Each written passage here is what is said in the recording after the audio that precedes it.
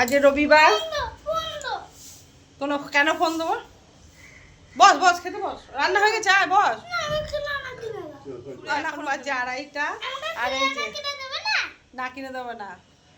তো কি রান্না করেছি আর পেঁয়াজ কাটা আছে, আর এখানে হচ্ছে ভাত, আর এখানে করেছি চিকেন আলু দিয়ে ঝোল। চিকেন মানে ওই যে আমাদের ঘরে যে সোনালি মুরগিটা পাওয়া যায় সেটাই, ওই যে আলু দিয়ে পাতলা ঝোল করেছি, বরের পছন্দের। নাও ধরো,